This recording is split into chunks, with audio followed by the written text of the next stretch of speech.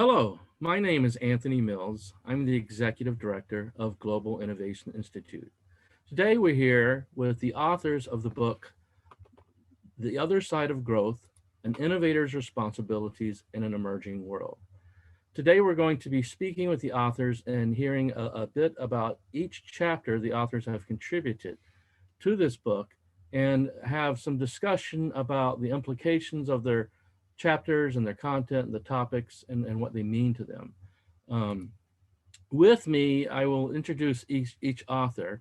I have Dr. Larry Schmidt. Larry is a founder and managing director of the Innovo Group, which is a provider of strategic innovation consulting services in Ann Arbor, Michigan. We also have Dr. Bettina von Stam. Bettina is an original and visionary thinker and has been a prolific writer in the field of innovation since 1992 and runs the Innovation Leadership Forum. We also have Mr. Steve Wells, who serves as the Director of Insights at the strategic innovation consulting firm Legacy Innovation Group. Mr. Michael Grabber is the managing partner and founder of Southern Growth Studio in Memphis, Tennessee, who he works to inspire and embed systemic and genuine innovation inside the client-specific cultures and organizations. Then we have Ms. Teresa Spangler. Teresa has been a driving force behind innovation and growth for more than 30 years. Today, she leads Plaza Bridge Group in Durham, North Carolina, innovation consulting firm there. We have Mr. Brian Matamore, who is the co-founder and chief idea guy of the Growth Engine Company, a 20-year-old innovation agency based in Westport, Connecticut. And finally, we have Mike Pender, an expert on innovation and former expertise lead at Board of Innovation. So I'll say welcome to all of my contributors, my co-authors here.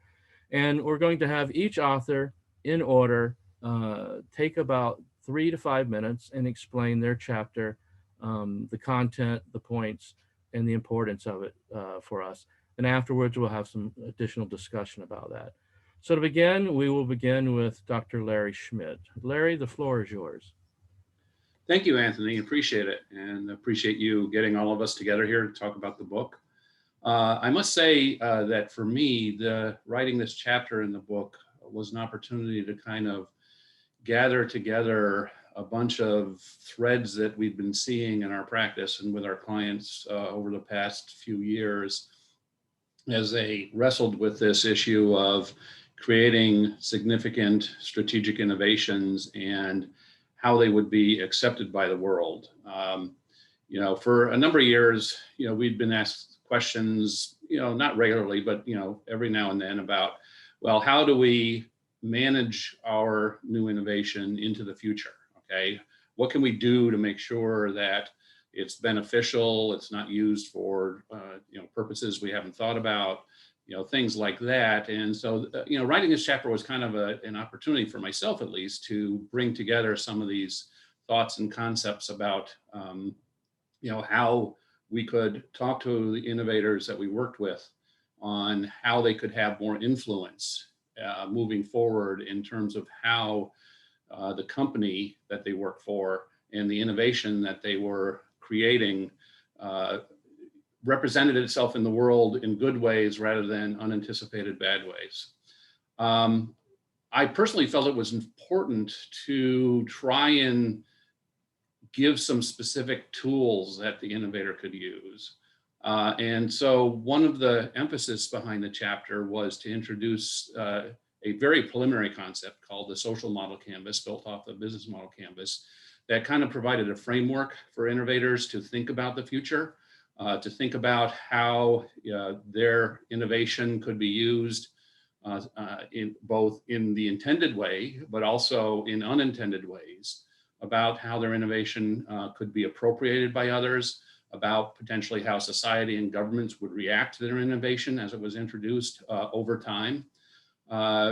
Because what we really observe is that the innovators we work with, they think about the future, but their key focus in their work for a large company is getting this thing out there and launched. All right, their time frame is very focused on let's iterate, let's do minimal viable product, let's get it out there, let's experiment, turn around, And then once it's launched, it scales, and in general, they lose influence. A lot of times in large corporations, these innovations, when they're introduced into the world, a new business is created, a new business unit, a new line of business. The operational excellence guys come in, take over. They know how to scale it. They know how to, create the efficiencies of production. And the innovator gets shoved to the background and loses influence. So one of the things that is of concern and of interest is how do we enable the innovator to identify things that may not be front and center for the operational excellence people that are eventually going to run this. One of the things that happens when you have an innovation group and people innovating in a company is that as the innovation becomes more successful, as it becomes clear that it's going to be very popular and that it's going to do something, more and more people come on board, more and more engineering comes on board, more and more marketing and salespeople come on board. The innovator, fades into the background. A lot of times the innovators we work with don't want anything to do with the operational side, so they recycle back to do, quote, the next innovation. So one of the things you want to do is to have more influence within the company to open their eyes of the managers of the executives company as to some of the negative externalities that could happen, and to actually give them tools to try to predict those, to try to prevent those, to try to influence the future trajectories of the innovation that's being introduced in the world.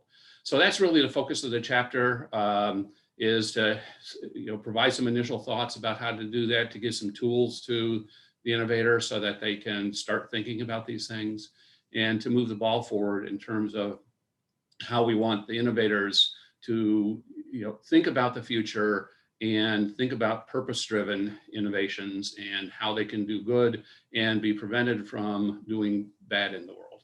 And there's a number of examples in the chapter about how that could potentially happen. Very good. Thank you very much, Larry. I really, your chapter was entitled Purpose-Driven Innovation, and I really enjoyed your chapter. And I also enjoyed and appreciated the fact that you structured for us an innovator's dilemma about some of these issues you talked about as dilemmas, and then you offered an innovator's solution and some actual things that we can pursue as innovators inside the organization as a way to address some of these restrictions and limitations. So very good. I appreciate that. So thank you, Larry. Next up, we're going to have Dr. Bettina von Stam. Bettina wrote the second chapter in this book entitled Innovation, Beware of the Dark Side. So Bettina, the floor is yours. Thank you very much indeed. And I'm delighted to have been able to be part of the book, as the entire issue or issues around ethics, the dark side of innovation, ethical dilemmas and so on so forth are very close to my heart. And indeed, the dark side, or beware the dark side of innovation, is also in the title of my chapter. And it's 10 years ago this year that I first publicly talked about it at a big conference in Denmark. And I still remember how nervous I was talking about the dark side of innovation, where everyone was so enthusiastic and innovation was the solution to absolutely everything and everyone wanted more of it. And I had come to the conclusion that there is a dark side when I realized, when asking people, say, why do you actually want innovation? There was not always an answer. It was more like, why, everyone wants innovation, everyone needs innovation. So what kind of question is that? And when thinking a bit more about it, I just found a handful of things that I would describe as being part of the dark side of innovation. And in the chapter, I pick up one by one, describe why I think it is a dark side indeed, or why it is a negative aspect or potential negative aspect of innovation, and finish with some suggestions on how to avoid slipping over to the dark side. And perhaps just to mention some of the points that I make. For example, the first one is connecting directly with Larry's chapter, which is a lack of purpose, and connects with the fact that innovation for the sake of it is certainly not a great idea, especially not in a world where we are having increasing pressure on resources. And just to do something without it really having a purpose, a meaning, a contribution to make, I think is increasingly irresponsible. I also think that in our desire for innovation, we are getting a little bit overactive. I just think when I checked it out, one of the figures I had was in 2015, there were 24,000 different Android devices. And I just think, do we really need all these devices? And I can only speak for myself, but when I'm going out and have to buy a new phone because the old one is no longer working, I try to push it out as much as I possibly can, because it's just so much choice, and I do not understand why I should choose one product over another. I guess that's why certain brands attract greater loyalty, because at least that reduces the number of models that you have to look at. I also think in terms of too much innovation, the talk is everywhere now about introducing 5G. And the beginning of this call, I pointed out that my connection here, my internet is so bad that I can't guarantee that I'll be able to contribute properly. So, whereas we are rolling out generation after generation of technology, we don't seem to be able to ensure that everyone can actually use what already is in place properly. So I think the other one more I probably like to mention here is when good innovation goes bad. And again, that really connects very well with the previous chapter, because I believe, at least I hope, that the innovations are made with the best possible intentions. The innovations are not created with negative intentions in mind. But so, for example, solar energy, solar cells have been created in order to make us less dependent on fossil fuels, and to support and nurture or protect the environment. And yet when I'm taking the train from the town where I live down to London, I see fields covered in solar panels. And it looks like underneath lots of chemicals have been used in order to ensure that the solar panels are not interfered with in any shape or form. So we are creating something with the best intentions, and then it is being used generally because it's more profitable in quite a negative way. So this is really looking at the different aspects of what I consider to be a dark side of innovation, and suggesting some ways around it, which unfortunately the ways around it have got mostly to do with morals and ethics, and taking individual responsibility. So it is not an easy challenge to overcome or avoid the dark side of innovation. Thank you, Bettina. I think your chapter was excellent, because it really opens our eyes, I think, to asking different types of questions about, can our innovation, a good innovation, turn bad? Are we going too far with innovation? Are we slipping over to the dark side? Are there implications that we're not considering? So I think it does an excellent job of really opening our eyes to that. I do have one question for you. You mentioned that you originally brought this subject forward about 10 years ago in Denmark. In the 10 years since that time, have you seen people's perspectives begin to change and open up more to understand this concept of the other side? Yeah, I think it is still not something that is widely spread. I think that possibly, particularly the coronavirus, has opened the people's eyes to the challenges we face generally, and with the challenges that we face, that we can no longer continue to treat the environment, for example, as we do. I think as a side effect of that, I think it will question what kind of innovation we engage in. So, but I think it is not that there was a realization that there's a dark side, so innovations will have to deal with it. It was more a realization of the problems and challenges that we have created, and that therefore we need to take a different look at innovation. I don't know, does that make sense, the difference? Yes, it does. And I think what you're saying, it does change our perspective a little bit about certain aspects of innovation. But it also sounds like we still have a long road to go before the world has really fully understood this and embraced the idea of the dark side of innovation. So that's very good. Well, thank you very much, Bettina. So next up, we're going to have Mr. Steve Wells. Steve has written a chapter in the book called Foundations of Moral Innovation. So Steve, the floor is yours. Thank you, Anthony. I'd like to start first by echoing Bettina's sentiment of appreciation for being included in this group of authors who are not just great thinkers when it comes to innovation, but practitioners as well. So it's a real privilege for me to be part of this project. About 25 or 30 years ago, according to my memory, there was a discussion in the field of education about the content of education and what should be included in curricula. And one of the big topics of the day was values education. And it was pretty much universally agreed that there should be values education, but very quickly the topic switched to whose values, what values? And that was a much more sticky topic than should values be a part of education. And so it became very clear early on that values, which are a reflection of moral understanding, are not simple, and there's no one agreed on set of universally accepted values.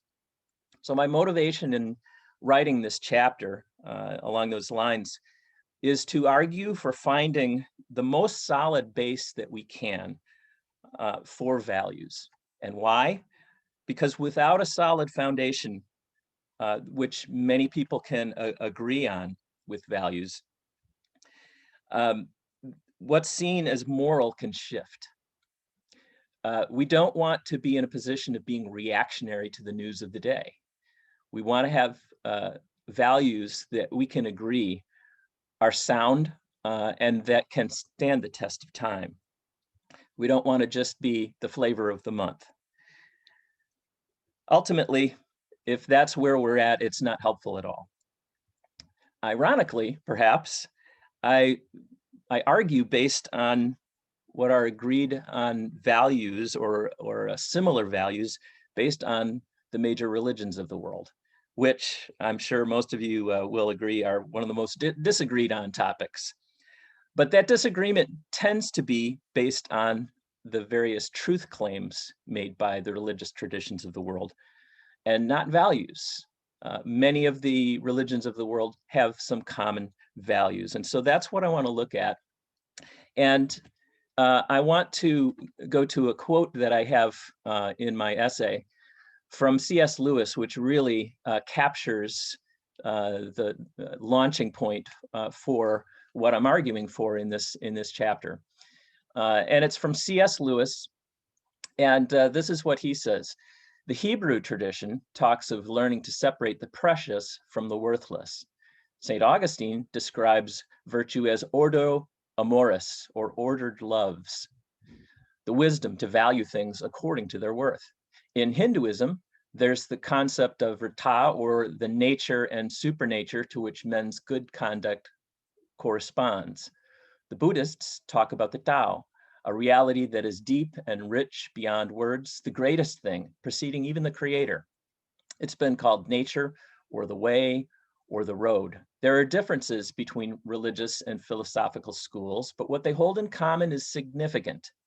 A doctrine of objective values, beliefs, that some conduct is aligned with truth and others with falsehood. In this tradition, from time immemorial, values and emotion are not at odds with reason, but join it in a glorious harmony. Lewis was talking about education and a discussion back in his time about what values should be a part of education. But I think it holds true for the topic of innovation. The religious impulse has been a part of the human experience from before history was recorded. It's always been a part of us. And a lot of the values that I mentioned in the essay are shared values, shared for millennia. Two main areas that I focus on in the essay are the dignity of people and care for nature. And so the essay builds a case for using religious shared values. And then I, after building that case, give examples. And so the article starts with an abbreviated history of what others did and showing the current inflection point that we have in history. And I know a number of you have also pointed out the fact that we are at a time when there's a great sensitivity and awareness of the need for moral innovation, that we consider, just as Bettina was saying, that there could be a dark side, that there can be unanticipated consequences. And what we want to do is try to anticipate those as best we can. There are hard learnings about these unintended consequences. And so there's increasingly, especially among young people, a greater sense of moral responsibility. The question becomes how? How do we approach this? And what I talk about is that there is an individual commitment to moral innovation that people have to have, because it's people that populate organizations, and it's people who influence those organizations. Innovators have the opportunity, since they are, in a sense, the trail guides for the organizations to the future, to lead others and to push more towards ethical outcomes. Doing good for others and stewardship care of the earth are two things that I think are hard to argue with. Very good. Thank you so much, Steve. One other point, and I really enjoyed the research behind your article and the details from different religious traditions and how they do give us a footing, if you will, as you use the word in your chapter, around certain values. But my question is this. In your chapter, you coined a new word that I think appears for the very first time anywhere in the world in this book, and the word is neolatry. Can you tell us what that word means? Sure. Neolatry is a word that I coined. That's a portmanteau word, a combination of two other words. Neo, the prefix that means new, and idolatry. And essentially, it's this notion that anything new is good automatically.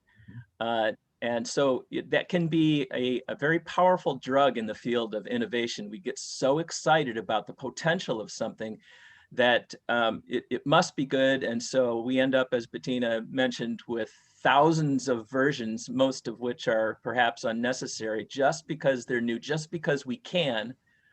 And good, new is better.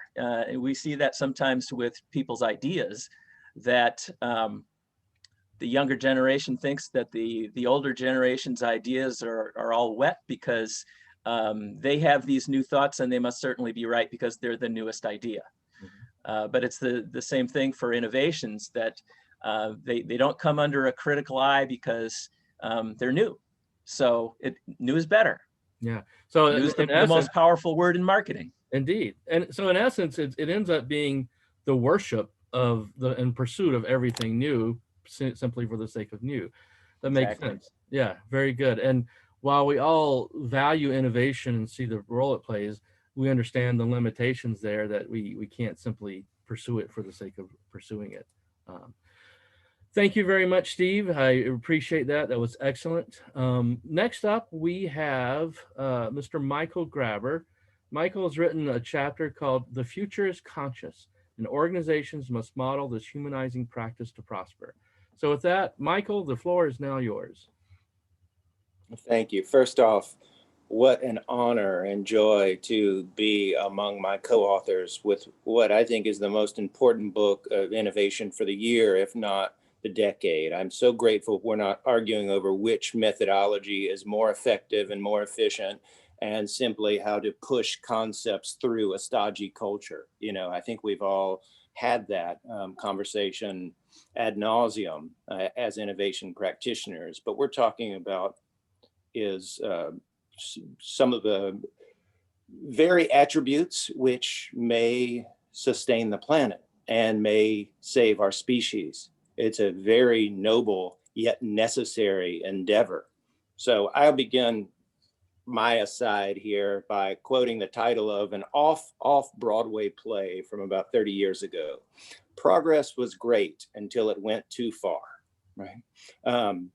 And all you have to do is look at the plastic size islands in the oceans to know that we're making a lot of junk just for the sake of making money, right? And we as a species can do so much better. We are not totally to blame. However, we're now in what's known as the Anthropocene because of this enormous impact our species has made upon our habitat, our planet, in the last 200 years, really since the Industrial Revolution.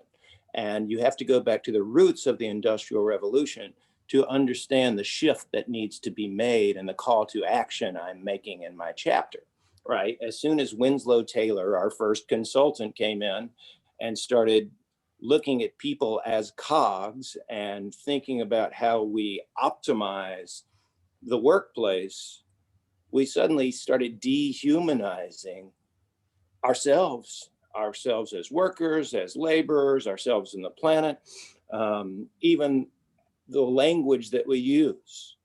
Human resources is a very machine-like take on it, very myopic. And furthermore, the whole world of marketing comes from the root word to hit the mark. It comes from archery, right? And we dehumanize. We take a subject, a human, and turn them into an object. Business to business, business to consumer, right? You just have to look at the language of lead generation to know what I'm talking about.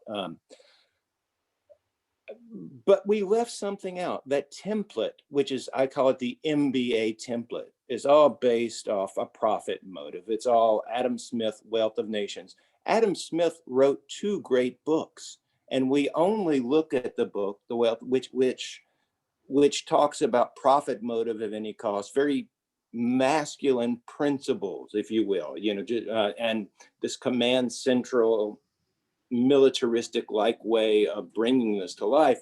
He wrote another about the maternal principles and aspects of business and how that would help save us from ourselves and our greed that no one ever quotes, right? And I find that so interesting. And so what I see as an innovation practitioner is I feel this odd, almost religious-like fervor when I go through a culture that has been dehumanized and I teach these methods, something happens. People spark. They are returned to their humanity, right? A remembrance of what is really essential to them. And I'll give one quick story. I was working with a chemist in the twilight of his career. He worked at Merck Consumer Care. He was the chemist that came up with the SPF sunscreen spectrum, right? He's a famous guy. We were working on a platform for eczema sufferers. And I convinced him to take a human-centered approach to solving this problem and got seven, a very small set, eczema sufferers to allow us into their homes. And we let them unpack their rituals, their language. This is a living hell. Nobody understands. I put bleach in my bathtub. We got to the end of the car after about the second interview, and he started crying. There's a man in his 60s. I said, what is it? There's a man with PhD. He said, I feel like I've wasted my life and my career. It was always about a formulation, but now I'm going to go create a product that helps people like Jen that we just met. Real people, real problems. And so something happened to me. I had an ecstatic experience, literally kind of went out of my body and hovered over and thought, I love my job. This is amazing. And what we're witnessing here is that other side of humanity through innovation that can awaken us, that can spark us into away from the industrial era, away from business to business, business to community, this dehumanizing thing, and get us into what I call the human to human era. And this is where we're able to look at the 3 major crises of our time. One, the climate crisis, right? Which really we have a few generations to figure it out or we die. Let's not delude ourselves or anesthetize ourselves with money. 2, the great humanitarian crisis. We've never had this many refugees just displaced before. And 3, this crisis of truth and meaning, right? What our social media has done to echo chambers, and just look at the American Capitol and what happened this week as one ramification of this disease, right? So the Anthropocene is not over. We have time to redeem ourselves and to be really human, to call upon the better angels of our nature. And that's what my chapter is about. Thank you very much, Michael. And I really love the fact that you give us these two competing perspectives of the masculine view of business and the feminine view of business, and how that they are so complementary, and that, you know, the more feminine side, it does bring in, I think, much better the human element. And I guess my question for you is, do you see, if we can get business organizations to wake up and understand the human to human era and this human element of business, do you see that as being a major step forward in moving us toward more purpose-driven innovation and innovation that's more holistic in thinking? So indubitably, yes, but let me say that it not only makes sense to sustain the planet and to preserve our species, but it also is good business. There's a book I mentioned by Rob Sassotti, which is a 10-year study called Firms of Endearment. And companies that look at this triple bottom line of people, planet, and profit, as opposed to just profit-based companies, typically outperform profit-based companies 17x, right? So it just makes sense on every possible level, but great question. Yeah. So honored to be with all of you. Thank you so much, Michael. Thank you very much. So up next, we have Miss Teresa Spangler. Teresa has written a chapter called Breaking the Paradoxes to Innovate for Good. So Teresa, the floor is yours. Thank you. And I echo everyone that it's been an honor to be part of this. But I also want to say that in working with brilliant people, I always learn something new myself. And I think it's been wonderful that we could all share the thinkings that we and our experiences. So I'll start by saying the paradoxes. That is all that we're all talking about, right? There's two sides of this coin, and how do we break down these challenges that are on the other side that make it difficult to do things for good. You know, one of the issues is certainly speed. We're in a hurry to get new things out there, that glitzy word of new and innovative. So I think one of the inspirations, there's really several inspirations for my chapter. One of them was in watching and talking to the producer of They Say It Can't Be Done, which is a documentary that shares the barriers to get innovation for good even out the door. And it's really interesting. And I look back at a time, it was probably 8 years ago, when we were working with a startup that printed 3D organs. And if you think about the printing of 3D organs and the regulation, the compliances, the getting it through FDA, all the challenges that were stopping this particular company, which had investment, to even getting a possibility of an ear, which wasn't be evasive in your body, out the door. And they, this documentary goes, I think they started 2 years ago interviewing companies like that. And I think the barriers, when we talk about these barriers, one way to overcome them is to involve regulators sooner. And so one of the points here is, you know, as you are innovating, to really begin to take the constituents that are going to be affected by that innovation, get them involved. Even though they might be a naysayer, get them involved and have the discussions and take the feedback so that they're involved. So when you're ready to open the door and push a product out the door, they're with you, not against you. And that was a really, I think, important learning, one for us in the innovations that we work on, and two, the documentary shares that point. Then I go back to another inspiration, which I think the United Nations, and we've all talked about our environment and the sustainability and the human side, the impacts of innovation. United Nations has their SDG, which is the Sustainable Development Goals, and their ESG, which is all about the environment sustainability, which is becoming critical to activist investors. So if companies aren't actually doing good today, they could be impacted by investment, their investors not engaging and investing in their stocks or whatever. So I think that the way that the United Nations has encouraged and actually enabled companies to get involved and partners to get involved to promote this value-based, purpose-driven initiative is very important. And it's been inspiring to kind of watch how it's taken shape.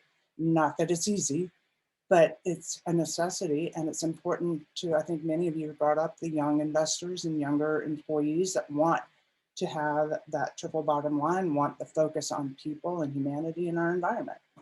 So that's been an inspiration. And I talk about some strategies and things that in this chapter on how we could take the lessons of how the United Nations has done this, or the lessons of the documentary, and bring them out to people to make it easy to actually take steps. One of those steps I thought was very interesting that came out of my interview with Patrick Resinover, who was the producer of the documentary, is, and I so believe this, that we need more human Imagineers. That in our innovation efforts, that we're often sort of weighted down by the obvious things that are sitting there right at our desk. Not that those aren't good, but that if we had identified one or two employees on the team that could be the Imagineers that look at the big challenges of the world and how the companies that they work for might be able to tackle those challenges, that in turn would line up for more opportunities to greater innovation that solves problems and are innovating for good. So that's just more big thinking. So I think those points were important. That Imagineering, I think I love a great deal. And then I wanted to go back, there was one other point here to make, and that is just stretching of the imagination, that if we're all working together, that if we're thinking in, I put it in scenarios. You can stretch the imagination, but we often don't scenario, as if this is a word, scenariotize what's the dark side. And so the what ifs of the good we talk about, but what ifs of the bad we sometimes forget. And so I believe that's my final point, that if we aren't talking both sides of that table, and if we take my technology background, we always knew hacking was possible. Why weren't we tackling this ahead of developing software versus the behind the scenes after it was already out the door? We really need to be thinking of that backside of the coin, not just the front side of the glitzy, beautiful new thing. So those are the points that I make in my chapter, and I felt were really important. Very good. Well, thank you so much, Teresa. I really appreciated a couple of great points you have made. One you just made in the very beginning was that in pursuing a new innovation, it's so important to bring in all of the stakeholders up front and get them involved and get their perspectives and let them be a part of it. I also think this ties into humanizing the process as well, but let them be a part of it, and so we get their voice into it in the beginning, and we can get their buy-in and their support. It's going to make the overall process so much better. I think that's very important. And then some of the other things you talked about, Imagineering, to me that's so important because there's a vein of discussion in the innovation world today that so much of the innovation in the last even 20 years has been so incremental. Not all of it, but a vast majority. We're not putting a man on the moon anymore. We're not, there's not that many people with a big grand vision. There's a few like an Elon Musk, let's put a place on Mars, but I would argue that we probably need more grand vision thinking like that. So I really appreciate those points you brought out, and I think that's so important in the context of this whole book, The Other Side of Growth. So thank you again so much, Teresa. Thank you. All right. So next up, we have Mr. Brian Matamore. Brian has written a chapter in the book called Organizational Values, an Essential Tool for Creating a Culture of Innovation. And so with that, I'll turn the floor over to Brian. So thanks, Anthony. Hey guys, I want to just mention a meta concept here that all of us in this book, all of us, we're all thought leaders, we're all individual authors. And so for us to come together and contribute a chapter, I think we're very much on trend. And by the way, when you do something like that, you want a very talented editor, and that's Anthony with absolute power. And so he did a great job of bringing together these individuals to come together in what I was amazed is this very integrated product. There are all these different threads that come together to create this wonderful, in my opinion, mosaic of, quote, the other side of innovation. And it was a great joy to be part of that. And I think we're on trend in part because if you look at the most cited papers now, these are, scientific research papers. These are not by individuals, these are by teams. And so I think we're on trend, and I appreciate that I was able to be part of this. So let me just say, Michael had talked about his ecstatic moment. That's what led to my chapter as well. I was, Con Ed had contacted me to do an innovation and creativity workshop for their senior managers. This was soon after 9/11, and you probably know that company and those individuals went through heroic efforts to restore power to Lower Manhattan. And so I was honored to speak with them and humbled, but I also felt slightly embarrassed. I mean, these people were heroic, and I'm sitting home drinking Diet Coke and watching TV. And so I felt like I needed to be more empathetic about their situation. So I asked them, and I was so happy they approved. They let me spend a day, out in the field. And so I got my Con Ed hat, and I'm climbing through the steam pipes at Rockefeller Center, and with Mo, a 20-year guy, and then I go to the power plants, and my eureka moment. I asked those questions, the Peter Drucker question, what's the one thing you would improve, and got great ideas. But beyond that, the other question I asked was, what are you most proud of in your 20 or 30 years that you've been working here? And the amazing thing, and this was the ecstatic eureka moment for me, was every single one of them, of the 12 people that I spent time with that day, said it was something that they had created and sort of made happen within their organization. And of course, I do creativity and innovation consulting. And so that was my ecstatic moment, not just for the fact that they, contributed something, but that it was important to their self-worth and self-image, that they have the opportunity to contribute something, and that it's frankly a bad thing if an organization does not create an environment that allows people to do that, not only for the growth of the organization, but for the happiness of the people involved. And so this led me, and so in our innovation consulting work, we do classic new product stuff, but we're also called on to do, for instance, mission, vision, and values work, and to be creative about that. And what we have discovered, it's really by focusing on the values that you can help people self-actualize and help grow the organization, but in the process be much happier. And so that's what my chapter is about. And it's really about how do you operationalize those values. And by the way, if you look at values of any organization, I would defy you to find one that does not have at least one value around being creative or being innovative, right? And so the point is here, it's out there. The challenge is, how do you operationalize that? And our trick, one of the tricks we've used to do that with our clients, is to do workshops with their frontline employees and say, here are some of the values. How will this affect how do they affect your job, and how will this change behavior as you're given permission to manifest these values in your daily work? And that has, you can imagine, that's been extraordinarily rewarding and fun work for us to do. And so that's what my chapter is about. And I give definitely tactical ways to implement that. One is using whiteboard techniques where people continually add ideas. Another is to do newsletters You could do one a month around a different value each month, et cetera, et cetera. But the point here is that you make these values come alive for people. And in the process, you have greatness, in my opinion. Greatness for the organization, growth for the organization, but greatness for the employees as well. Thank you so much, Brian. And I want to just reiterate that and agree. And I think, you know, having the right values absolutely drives greatness, and certainly having values that think about, you know, the right types of values and innovating for the right reason in the right ways is going to drive the right types of organizations that we need to see more and more of these days. So excellent points. Thank you so much. So next up, we have a chapter written by Mr. Mike Pinder called Innovation Has a Much Bigger Role to Play. So with that, Mike, I'll give you the floor.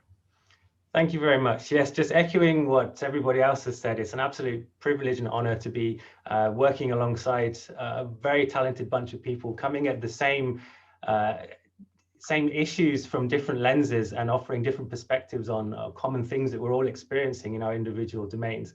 So yeah, the purpose of my chapter was to really be a disruptive troublemaker. That's how I really sort of see myself and us as innovators. And it's super important to be able to have a critical perspective on innovation. I don't think we discuss innovation critically enough. So that's really where the value of this book comes from, is us openly doing that and having the courage to do that. So the purpose for me was to take stock of where innovation is today, and then look at what it needs to do in the future to be a force for good in tackling some of the big ecosystem challenges that we're collectively facing. So I wanted it to be a collective rally cry in a constructive troublemaker-ish way,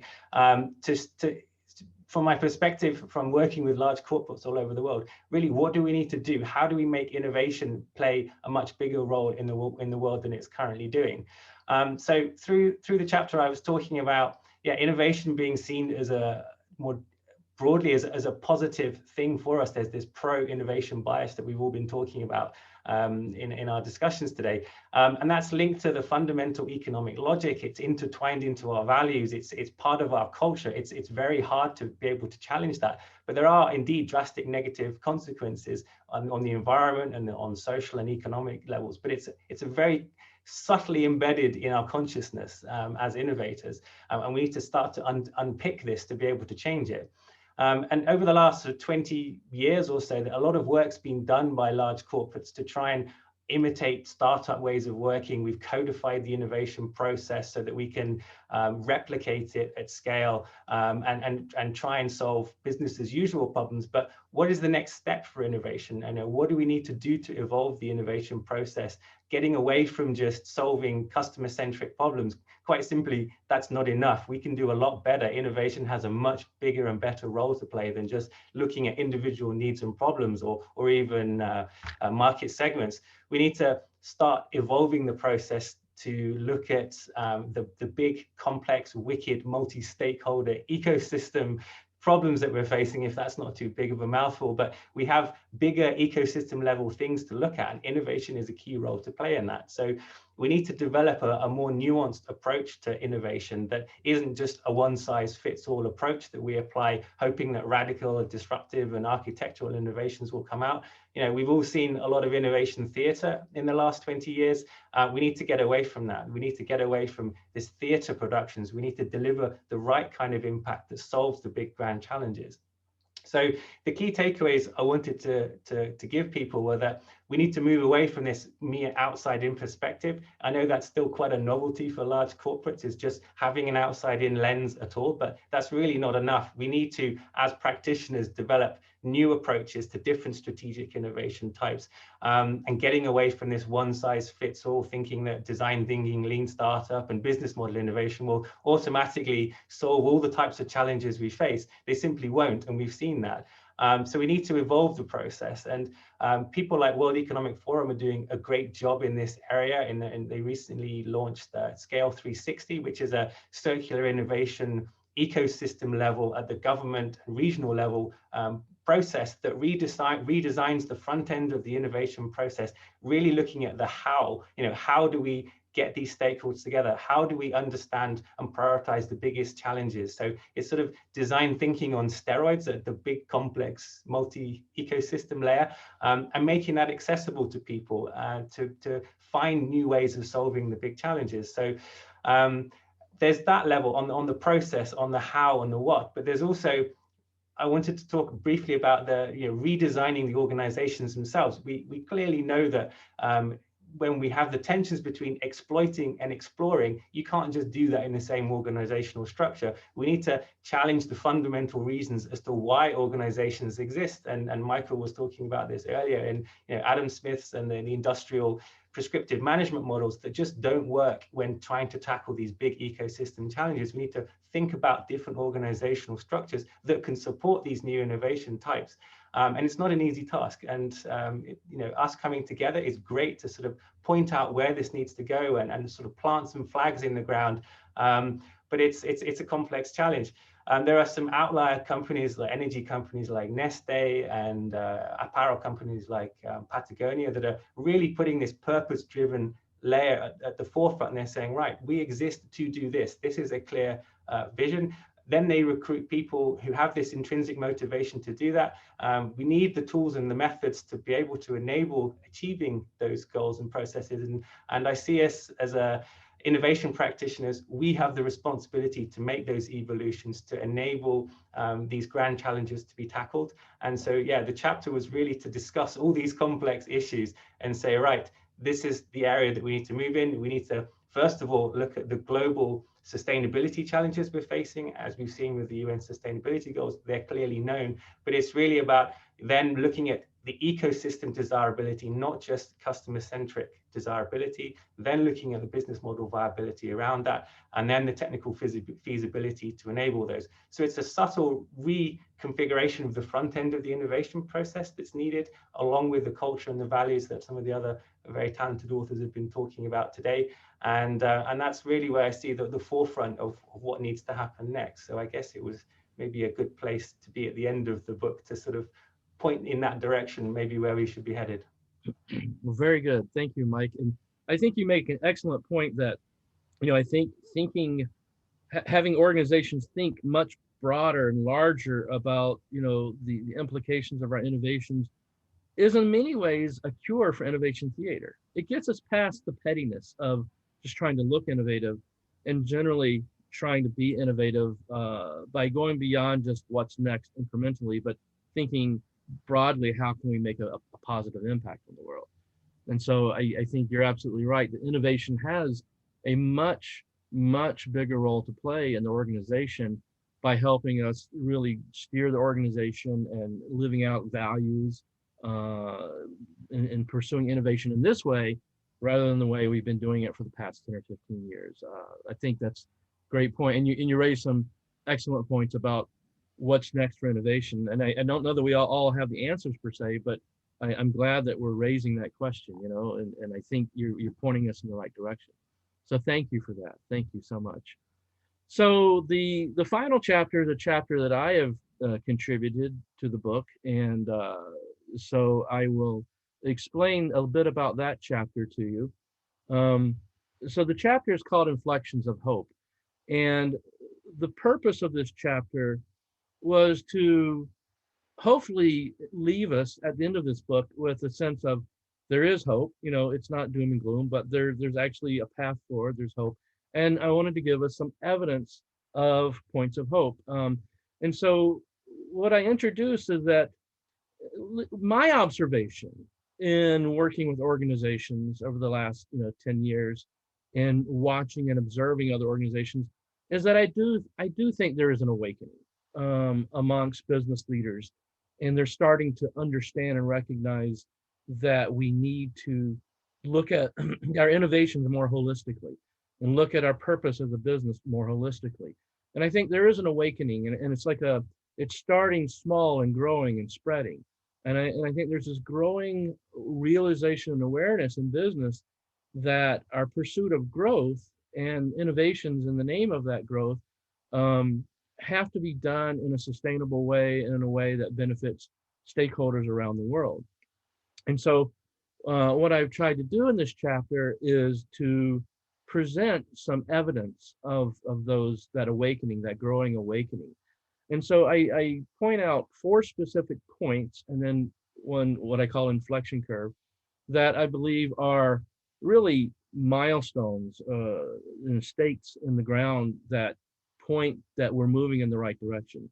So I'll explain each one of those briefly. So the first inflection point happened back in 2006, and it was with the start of what's called the B Corp movement. This was a small group of people that came together and said, we're going to create what's called a B Corp, and B stands for benefit. And the whole purpose and point of that was that these are organizations that stop and evaluate what they're doing to make sure it benefits all stakeholders. It's the concept called stakeholder capitalism. And so rather than simply benefiting shareholders and generating short-term profits, it's asking the question, how can everything we do in our business benefit all of the stakeholders, customers, employees, markets, society at large, the environment? How can we benefit all of those in a sustainable way? And there's actually, since that time, there's been thousands of organizations globally that have signed on over the last 14 years to become B Corps, and some of the leading brands you would recognize too, like Patagonia that was mentioned.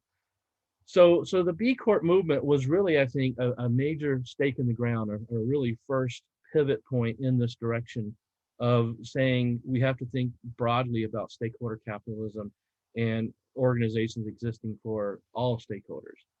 The second inflection point, I believe, happened in 2015 with the United Nations Sustainable Development Goals. Now, these were 17 new goals that were designed to replace their previous set of goals, which are called the Millennium Goals. And in going from the Millennium Goals to the Sustainable Development Goals, the United Nations leaders really sat down and put a lot of time into and thought into what are the areas we need to focus on, what are the realistic paths that we can move toward, and how can we get the entire world to come together under these specific goals and work toward them. And so coming out of that, they developed 17 specific sustainable development goals. And it's been my perception that these 17 sustainable development goals have had far more impact in the last 5 years than their efforts toward the Millennium Development Goals prior to that. So in the last 5 years, the Sustainable Development Goals have had tremendous impact around the world, and all of the signatory nations of the UN have signed on to it. And most of those nations now have their own version of Sustainable Development Goals that derive from the UN's SDGs, and they're pursuing that. So at the public sector and the government level, you see this tremendously with governments trying to really shape the future and move their organizations, move their nations toward positive progress along the line of these Sustainable Development Goals. So I think that the Sustainable Development Goals in the UN was another major stake in the ground of moving the world in that direction. The third inflection point came the year after, in 2016, with the Paris Climate Agreement. And most of the leading nations in the world have come together and signed on to this agreement. And its commitments, each nation has its own commitments, but it's commitments to taking certain positive actions to reduce carbon footprint and to reduce the environmental impact that their industrial and agricultural and mining and other operations have on the world. So the Paris Agreement has had tremendous adoption and a tremendous impact and influence on how governments and private sector are pursuing, the work they're doing to try to do so in a way that helps each nation meet specific environmental goals. So I think the Paris Agreement was a major inflection point as well. The fourth inflection point came in 2019 when the Business Roundtable issued a new statement. And for context, the Business Roundtable is a gathering of some of the world's CEOs of some of the largest organizations, Fortune 100 type organizations in the world. Organizations like IBM and General Motors and Ford and others. And these CEOs, and a lot of this was led by Jamie Dimon at Chase Bank.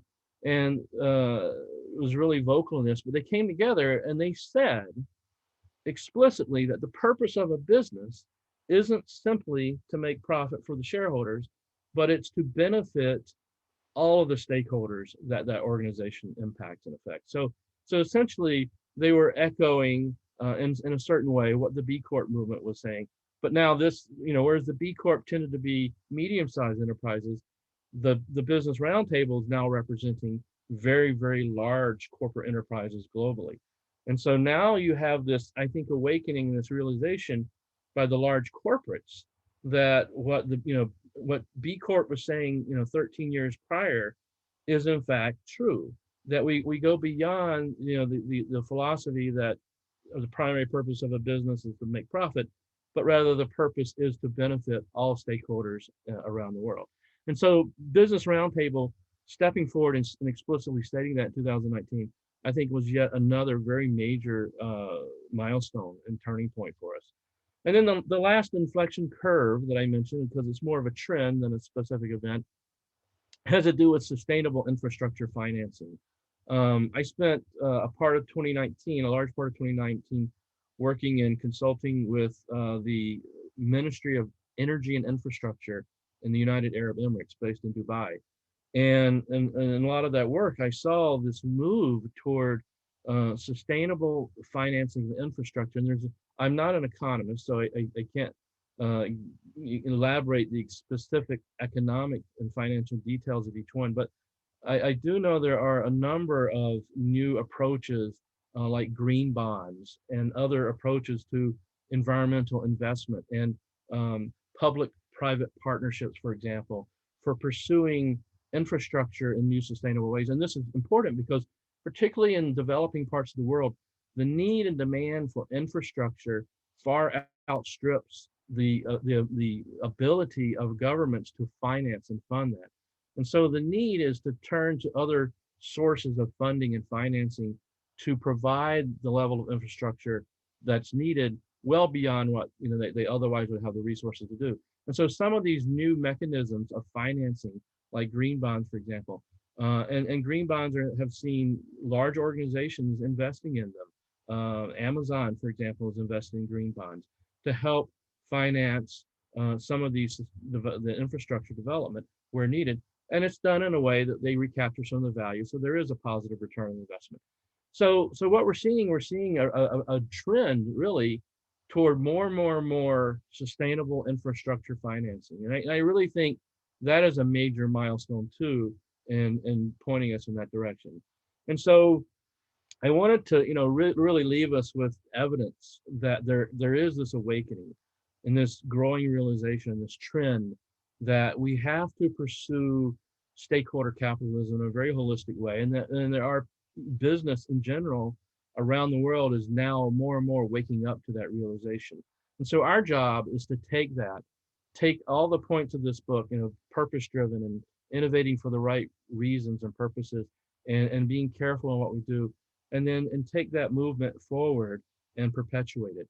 I also show us in this chapter a list of organizations I'm aware of that are really joining in this cause and helping to move that forward. And there's quite a long list there. And there's undoubtedly probably hundreds more of organizations that are really, nonprofits and others that are really helping to move us in that direction. So I wanted to leave us with that sense of there is this awakening and we can continue to take that forward. So that's the purpose of my chapter.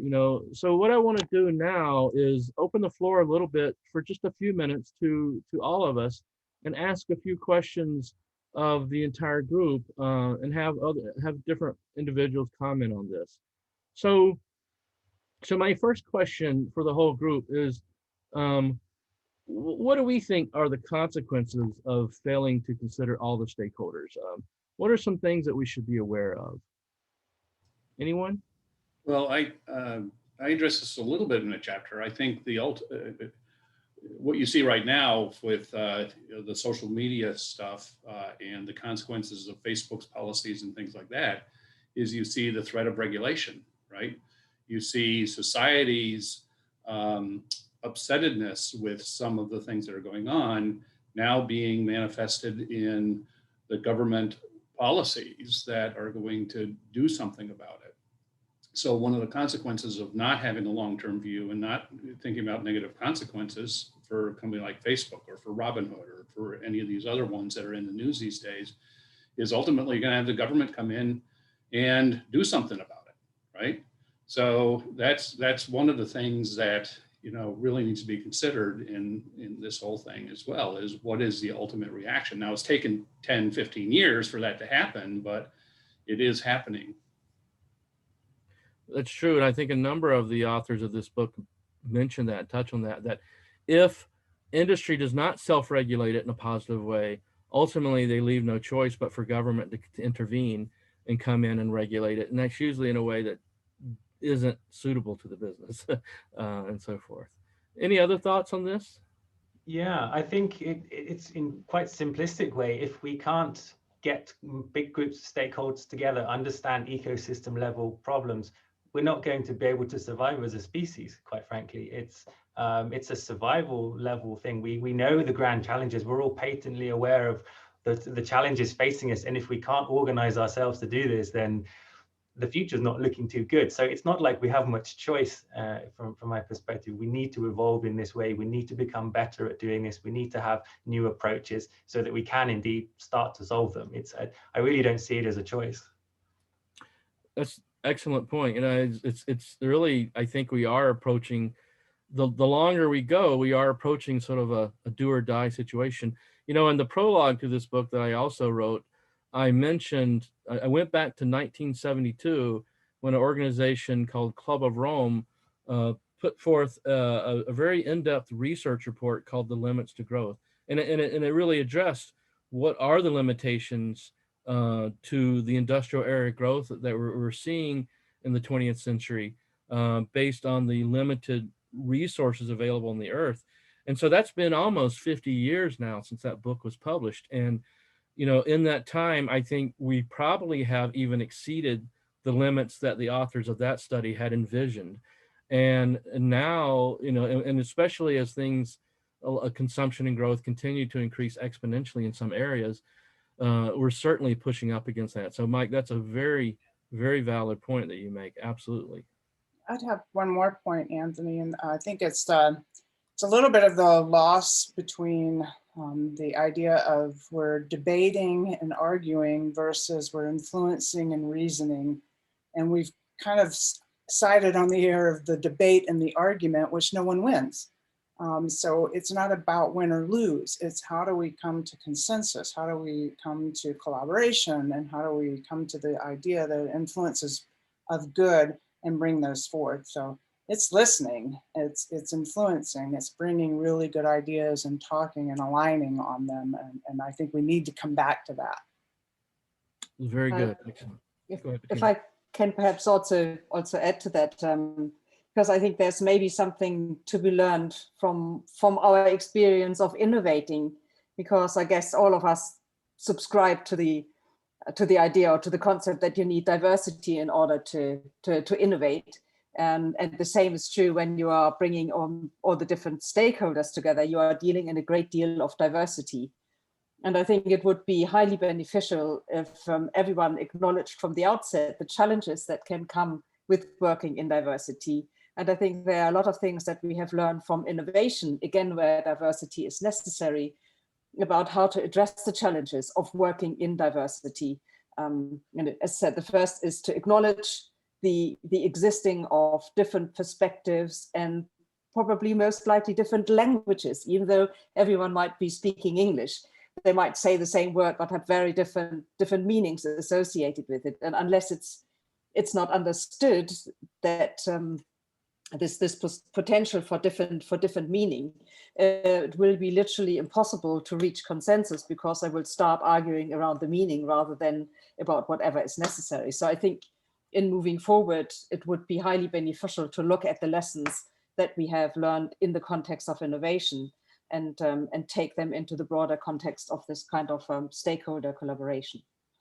Very good, very good. Anthony, I was going to say too that, you know, because the pace of change has speeded up so dramatically, it's kind of like you can think about it now or you can think about it later, but we kind of don't have a choice anymore, because the world will tell us so much more quickly now the ramifications of what we're doing. And it's a lot better for us to have thought about it than the world to sort of jump on us, because we haven't. I think it's a good point, and it really, it segues to another thought in my mind, and I kind of the elephant in the room, if you will, because we're recording this in January of 2021, after 9+ months of living through a global pandemic. And, you know, like, so my question for the group is, how has the COVID-19 pandemic maybe changed the world and awaken us to this more? Any thoughts on that from anyone? You know, the interesting thing to me is I'm hopeful that this is a wake-up call, but we've known and there's documented known that this was a potential, and it just brings back the paradoxes. If we know something's a potential, why can we not address it ahead of it happening? So I hope that COVID is a wake-up call to all of us, and that we can get in this idea, and maybe it's taking the United Nations SDGs and making it a whole pandemic issue. How do we deal with this on a global level and come up with those points that we all align on and work together? But it's got to be done at that level, or it won't work. I think it's led us into a forced retreat, which has let us right size and get over our hubris of the Industrial Revolution and the greed of that hubris, right? So it's forced us into facing the issues that we're writing about in this book. I think one of the positive impacts of the pandemic is captured in the cliche, we're all in this together. I think seeing so many different areas of the world, different peoples suffering in the same ways, has created a kind of sense of we're all one family. And that, I think, sets the table for being able to work together. We talked about diversity. Bettina, I believe, said something about the importance of diversity for innovation. When we all realize that there are, some key values that we all share, and we see each other struggling in the same ways, it creates this sort of brotherhood of mankind, if you will. Of we do need to band together to come up with solutions, and it goes beyond just dealing with the pandemic. Other kinds of problems and opportunities that we face, I think, can be addressed better by enlisting everyone and realizing that we benefit by including everyone, and not just having sort of this regional nation against nation mentality towards we want to win and we don't care about you. Steve, I appreciate that sentiment and fully sign on board, but I think, to take one of our themes is, look at the unintended consequences of this COVID-19. There is a dark side there. Okay, what you said is true, but there is also the other side of this, which has exposed, the tribalism, okay, the competing, the zero-sum nature of a lot of people's thinking and everything. And I think that, the outcome of this is incumbent on all of us who share your vision of, one humanity, to figure out what to do about that, okay? Because it is part of humanity, is part of what has been exposed, probably more in the US than anywhere else, as to how people do not come together and view other people as the other. And this is in front of us, so we can't ignore it, and we can't, put on rose-colored glasses and say, this is something that, will just go away by itself. So, Yeah, I completely agree. I think one of the things that you note that is important is that it has been exposed, and since it's been exposed, there is the opportunity to deal with it. Whether we will or not remains to be seen. But I think one of the assets that we have is that, unlike any time in the past with communication technologies, it's so much easier to band together around the world. 100 years ago couldn't be possible. So the opportunity is there, but you're right, there are distinct challenges to be overcome with tribalism. Yeah. I feel like there's a strange irony with the COVID situation in relation to innovation, and that's that it's inspiring on the one hand that drastic change is possible, and that we can change when there's a big challenge. However, there's a difference between reactive and anticipatory change, and this is reactive change. And we know, particularly with the grand sustainability challenges, there's going to be a crisis moment, and we don't know whether we can come back from that. I would love to see us be more preemptive in our behaviors and our approaches to solving challenges, rather than waiting for something to happen and then some big changes happening to solve them, if you see what I mean. So it's a double-edged sword in that respect. I think those are good points. Oh, go ahead. Sorry, that's the time lag kicking in, I think. I just think one of the things that that Teresa mentioned about, we know certain things, yet we are not acting upon it. And I think what the coronavirus crisis has achieved is that it has been possible for everyone to experience, not only to read about and know about it, but actually to experience in their own life the challenges, or not only the challenges, but primarily also the interconnectedness of everything.